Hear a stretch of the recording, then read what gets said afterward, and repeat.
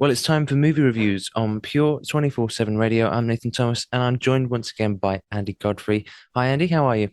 I'm good, Nathan. Yeah. Last week I was suffering a little bit, if you remember, from cold turkey because I hadn't been to the cinema all week. Yeah, I've actually managed to go twice this week.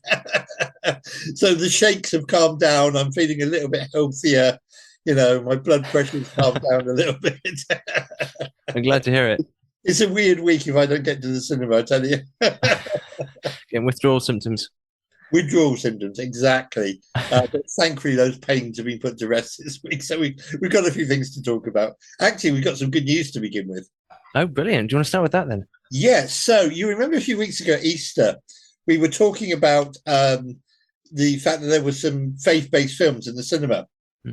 So King of Kings, this animated film about Charles Dickens telling his son the Jesus story, was doing well.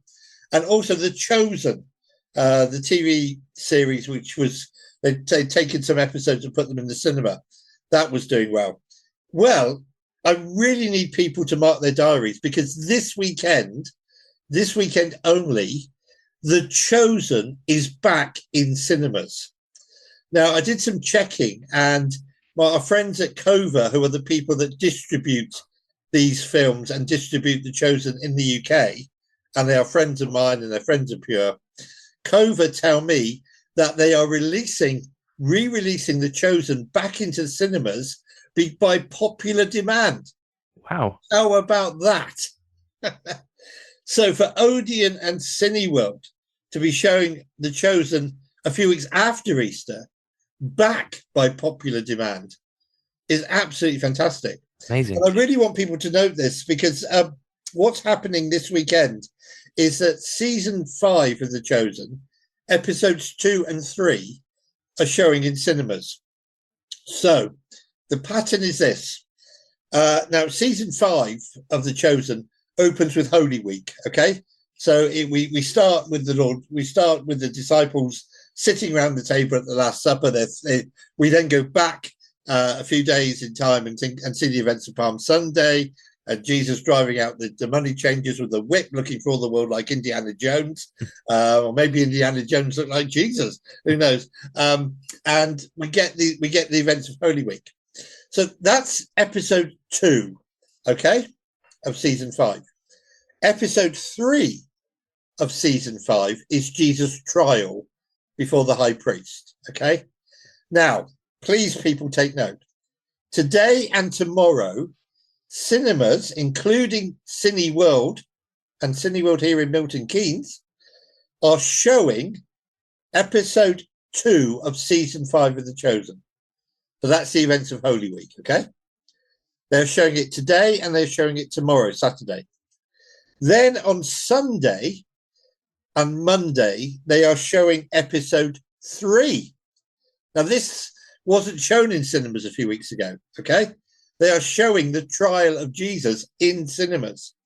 And I really want people to The Chosen did so well a few weeks ago at Easter that they have brought it back by popular demand. If we can motivate people, if we can mobilize people, if we can get people out into the cinemas today or tomorrow or Monday or Sunday or Monday to see The Chosen, this has got so much potential. And it's so exciting, especially for those of us who are Christians, to think that this TV series, which, is now into its 5th season, and there's 8 episodes in every season, but this TV series is now into its 5th season, that is written and directed by a Christian, Dallas Jenkins, who is a born-again believer. This whole thing was his idea. He writes the scripts, he directs. Jonathan Rumi, who I've met and is a lovely, lovely guy, is a born-again believer who plays Jesus. I mean, just exciting, isn't it, really, to think that these are back in cinemas and Cineworld and Odeon want to show them. And I was talking with some colleagues this week, and we were talking also at my church. The national newspapers have picked up on the fact that there's a bit of a revival going on in this country. I mean, Gen Z or Gen Z, I don't know how you pronounce it, you would tell me. But Gen Z is going back to reading the Bible, and young people are heading for churches. And this week, a colleague and I were standing outside Dunstable College. It was lunchtime. And there was loads and loads of young people in there, 15, 16, 17-year-olds, 18-year-olds. Loads of them all milling around because it was lunchtime. And we just went in and started talking to them. And I have never encountered a group of young people so willing to talk to me, a 63-year-old bloke, about Christianity. It was that we had some copies of a thing called the Good News newspaper. And we were saying to these guys, would you like this? Would you like this? And I was fully expecting these young people to say, oh, no, thank you, or buzz off, or we're not interested, These young people stood outside Dunstable College on Wednesday afternoon, were saying, yes, please. We want to read about Christianity. We want to hear what you've got to say. And there's myself, and I'm 63, and my colleague who is 67. And we were just standing there talking to these young people, and they were talking to us, asking questions about Jesus. It's a long, long time since I've been so excited in doing some evangelistic work like that. And by the way, I'm available if people want to do evangelism, evangelism training and so on. But isn't that great? So now in cinemas, we've got The Chosen coming back, and even a new episode that was not in episode 3 was never intended to be shown in cinemas. I mean, it was intended to be shown on Amazon Prime and streaming and on the Chosen website. It was never intended to be shown in cinemas, but the demand is such, and this must have come from Odeon and Cineworld as well, saying, please, can we have more? I just get so excited about it. So let's get excited about that. Let's mobilize people. Let's get out there. Let's go and see The Chosen at cinemas, and hopefully, more will come. And the same studio that brings us The Chosen brought us that animated film, which starred Kenneth Branagh and Uma Thurman and Pierce Bronson and Ben Kingsley, all these great, great actors playing in a faith-based film that was really gospel-based. So, the future's really quite bright for faith-based cinema. And so I was excited when I got the email from Cova, from our friends at Cova who distribute these things, saying, by popular demand, we're bringing The Chosen, and we're bringing a new episode of The Chosen to cinemas. Wow. So I hope people will take note of that. I hope people will support it. And as far as I'm concerned, that's really good news, isn't it? It's just amazing.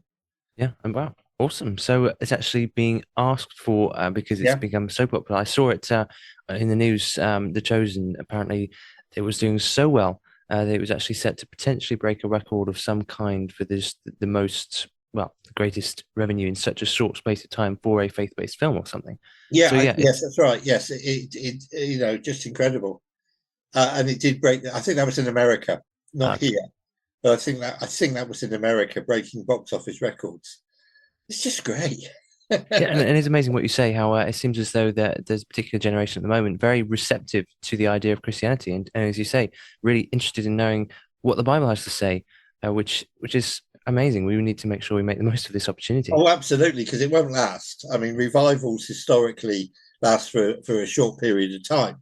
But I do believe there is some sort of revival going on in our country at the moment. And I think that it's exciting to see what God is doing. And, these young people wanting to read the Bible, wanting to come to church, wanting to ask questions. And we stood outside Dunstable College and, can we come back tomorrow? Yeah, because we'll talk to you some more. It was just absolutely brilliant. So that's a really good news. And really, that kind of puts everything else into the shade, really, what we want to talk about, because, I mean, we will talk about some other films. We are particularly blessed this week with a number of really good films on TV. Okay. But we'll come to those in a moment. So, shall we just move on? And I don't really want to, because it's a real downer after that. We'll move on to a couple of films that I've seen, shall we? Go on then. Quickly. So last week, if you remember, I said that there was a new Nicolas Cage film coming out called The Surfer. Nicolas Cage is one of those actors who plays weird and wacky roles. He's an over-the-top, extravagant actor. He even made a film about himself a few years ago in which he was a fan was stalking him, you know, and it was it was called Being Nicolas Cage. The film was called Being Nicolas Cage, and it was quite funny. It was a bit of self parody, you know, at the fact that this actor is so over the top, and he stars in action films and he stars in weird films. In this one, which is called The Surfer, he plays a professional surfer, okay, who returns home after many years to Australia. And he's got his young son with him. And he goes down onto the beach where he learned to surf. And above the beach is a house. And it's a house he grew up in. And he says to his young son, I'm going to buy, I'm retiring. I'm going to buy that house overlooking this bay where I learned to surf, and I'm going to teach you to surf. Okay. His young son, not really interested. He's a teenager, doesn't really, but okay, to keep dad happy, I'll go surfing. As they change and walk down onto the beach, they are met by a man who says, very sorry, you can't surf here. And Nicolas Cage says, what are you talking about? Of course I can surf here. This is a public beach. This is where I grew up. You know, I'm going to buy that house up there. Of course I can surf here. No, says the man. If you're not local, you can't surf here. And he gets turned away. And what we discover is that a gang, almost like a religious cult of weird surfers who've got some really weird beliefs, have taken over the beach and have taken over the town. And that everybody is in fear of these young men because they have taken over the beach, they've taken over the town, and they are just beating up and they are driving away anybody who they don't like, basically. One of the things they do is they wreck Nicolas Cage's car. Now, his son's got a bike, so he gets away, but they wreck Nicolas Cage's car. They take his wallet, they take his phone. They just start treating him horrendously. They start treating him really badly, to the point, and long story short, where he becomes a shriveling wreck, okay, of a man. They beat him up, they take his phone, they take his wallet, they steal his car, and eventually he realizes that the only hope he's got for survival, being trapped because they've taken his car, they've taken his phone, is to join in with them. Now, that's as far as I want to tell the story, okay? This is a very weird film. This is a film that from the outset looks like it was made in 1970. It's got a real sheen on it. It's got like a glow on it that makes it look like it was filmed in the 70s. It's got a soundtrack right out of the 70s, a sort of pop music soundtrack that makes it sound like the 70s. It looks like the 70s. It feels like the 70s. It's a real throwback of a movie. I enjoyed it. I enjoyed it because of the way the story unfolds and because of the way the story resolves itself at the end. And I'm not going to tell you how it resolves itself. It's called The Surfer. It is a 15 certificate, but it's really, really good. It's really just an unusual film, an unusual story about a guy being hounded, being persecuted. There was a film that came out in the early 70s called The Wicker Man, about a policeman who was investigating a strange cult on the Scottish island. It kind of reminded me of that because that policeman gets taunted and persecuted and beaten up and so on and so forth. It kind of reminded me of that. It is an entertaining film for what it is. And I quite enjoyed it. It's called The Surfer. The other film I saw at the cinema this week is a film called Final Destination Bloodlines. If you remember, we talked about this last week. This is a series of films that came out in the early to mid 2000s. Films about people having premonitions of disasters, okay, and being able, therefore, because they have a premonition of the disaster before it happens, to save people's lives. However, the lives of the people they saved who would have died are then haunted by death, and death comes for them and they die in particularly weird and horrible ways.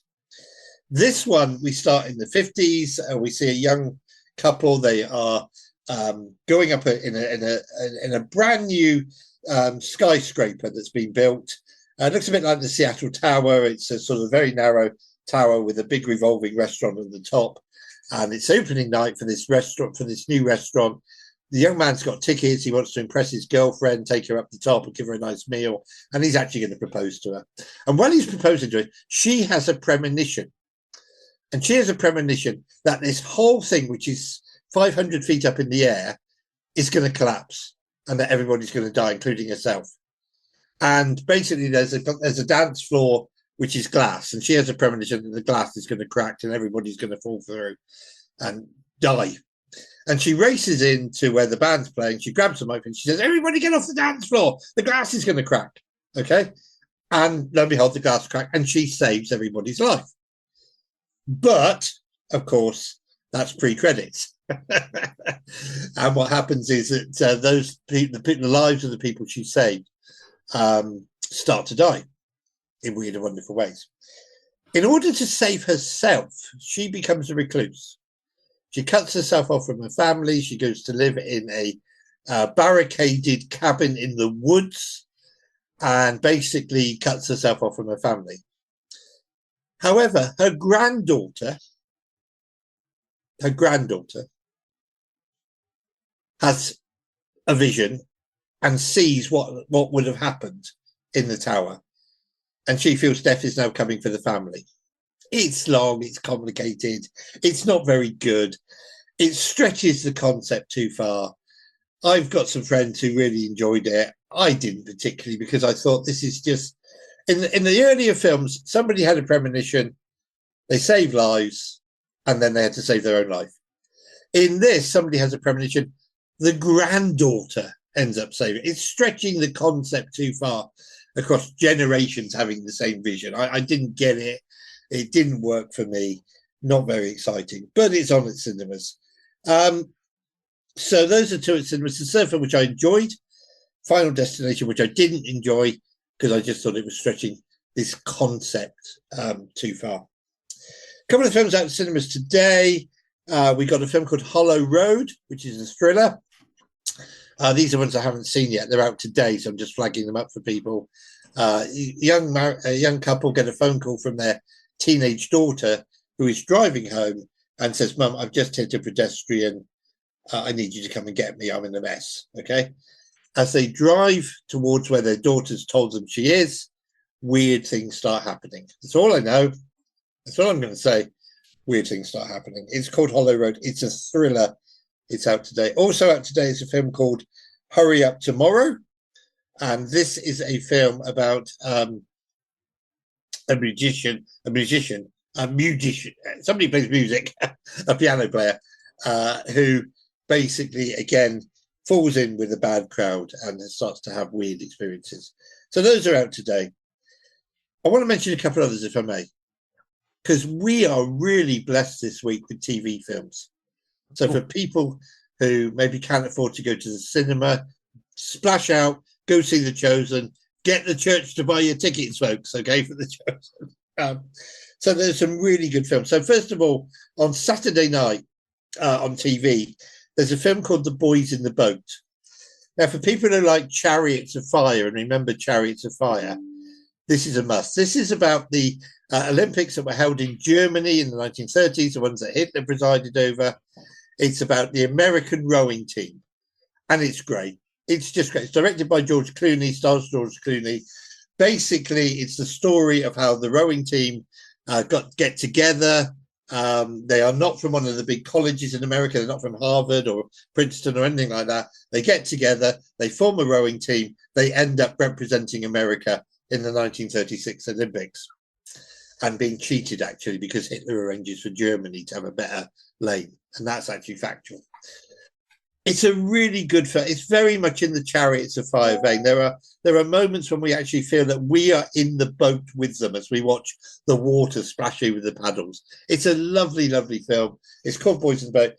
About an hour and a half in, there is a scene in a shop. I think there's a chemist shop. And my friend Bob Mann was one of the extras, and he plays the chemist. Bob is on BBC Radio Solent, and he actually has got his name checked on the back of my book because he read it and reviewed it for us. Bob is in this film. Blink and you'll miss him. I've seen it twice and I've missed him both times. So I promised him that this week I will watch it, I will tape it, I will slow it down, when it gets to his scene. Really, really good. Boys in the Boat, do watch it. Another film that's on Netflix, which I think is really, really enjoyable, is a film called Miracle Club.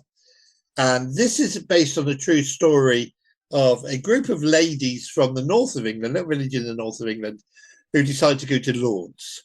One of them needs a miracle. We know the waters in Lourdes at the monastery there are supposed to contain healing powers. It's where Mary supposedly appeared to a young girl. And these women from a village go off. And the funniest thing about this is on Netflix, is that the men in the village are waving them off. And as they wave off, one of the guys goes, "Who's going to do the cooking? Who's going to do the washing up? Who's going to do the cleaning?" It's a little bit sexist, but it's very, very funny. The Miracle Club is worth watching. It's a charming film about friendship. It's a charming film about getting old. It's a charming film about, well, do miracles still happen, basically, and what will happen when they get to Lourdes, and will this lady who's got bag legs, when they lower her into the water, will her legs be healed, and so on. Again, no spoilers, but it's on Netflix. It's called Miracle Club. It's got a great cast of British senior actors and actresses, and it really is really enjoyable. So that's on Netflix. But they keep coming. So also streaming on TV this week, we've got Wild Robot. And this was one of my top 10 films of last year. This is one to watch with the family. You can sit and enjoy it with the whole family. Basically, a robot is shipwrecked on a desert island. He starts making friends with the animals. He's there when a little baby bird is hatched and the mother has died, so he becomes this little baby bird's mother. Eventually, the company that own this robot decides to send other robots to the island to get him back. He doesn't want to go back. A big battle ensues. It's just a really, really enjoyable piece of fantasy.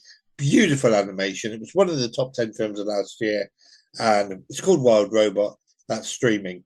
A couple of other films to mention that are on TV this week to look out for. So they'll be on the iPlayer or they'll be on streaming services. Yesterday is on TV this week.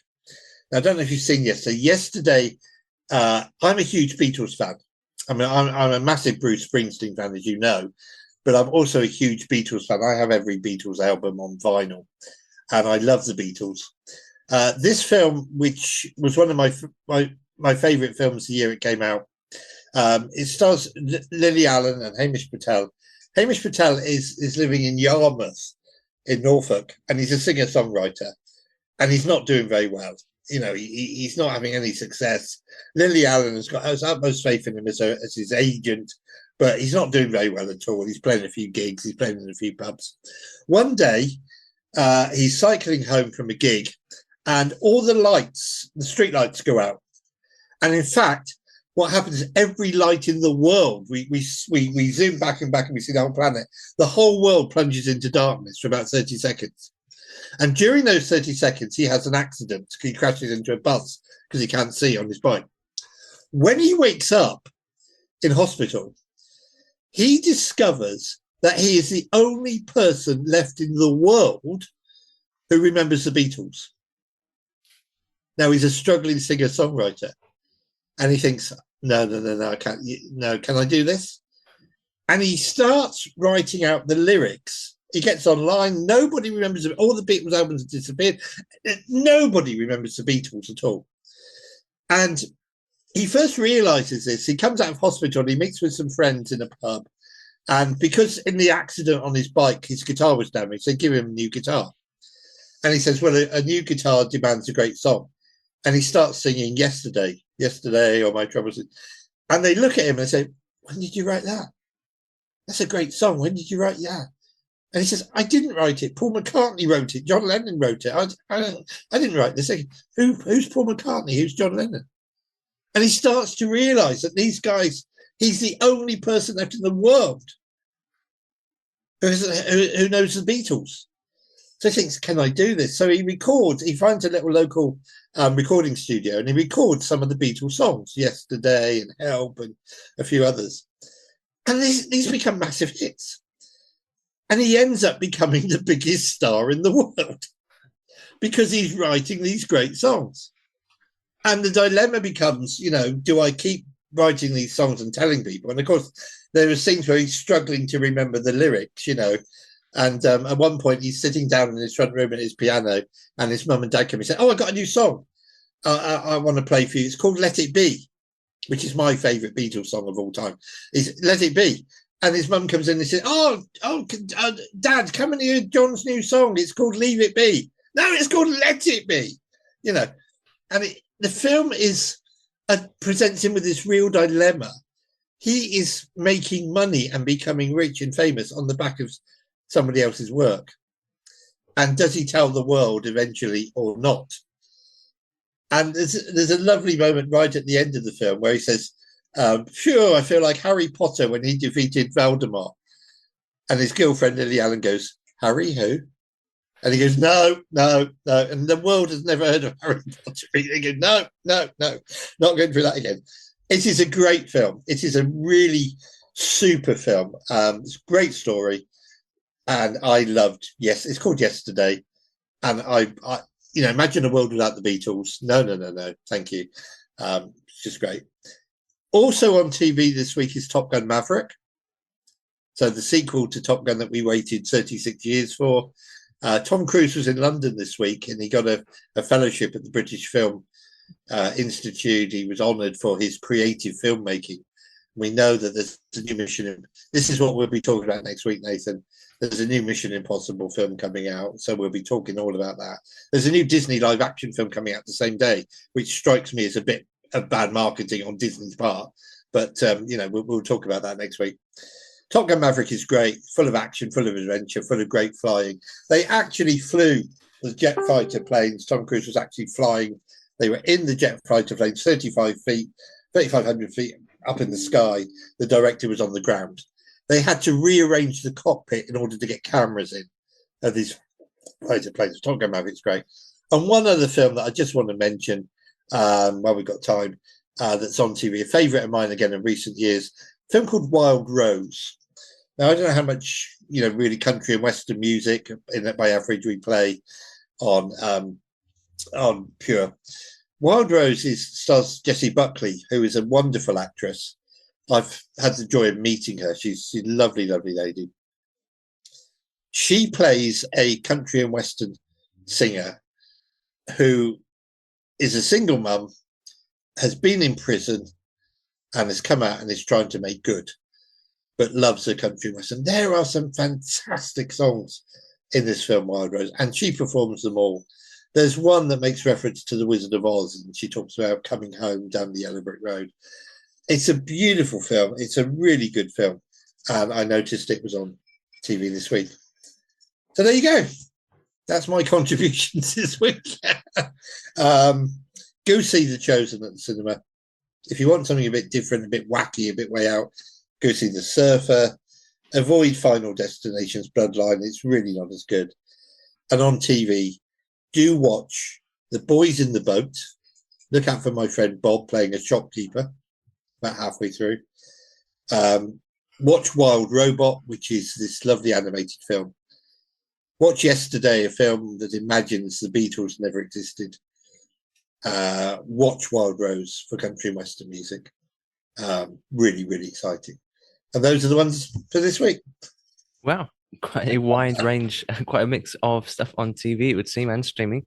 And interesting what you say about Top Gun Maverick. I do remember watching some of the behind the scenes, and each one of the actors who was played one of the pilots, they did actually go through quite a lot of rigorous training. And they weren't actually flying in lots of the scenes, but they had to, I know what you mean, they had to develop some special camera techniques to be able to film them in the back seat, essentially. So it was as though they were flying the actual plane, which is quite impressive. I mean, amazing. And Tom Cruise insisted on, it looking real and being real. Yeah. And said the director was on the ground and they're, 35,000 feet up in the air, flying these planes. And it is exciting and it is tense. And it's a good sequel, I mean, if you're going to wait 36 years for a sequel, make a good one, you're right. You're absolutely right. Top Gun Maverick was really well done. but it is on TV this week. These things don't look as good on TV as they do on the big screen. I have to say they were made for the big screen, Yeah. but our TVs are getting bigger in many people's homes, and many people have got the surround sound, so you can still enjoy it. Yeah. Yeah. Brilliant. Well, thank you so much, Andy, for all these great movie reviews. Look forward to speaking again soon. Have a great weekend. Yeah, and we'll soon be talking about the final Mission Impossible film. Yeah. Yeah. I hope you have a great weekend as well, Nathan, and God bless you, and God bless Pure, and God bless everybody. Excuse me, everybody listening. Thanks, Andy.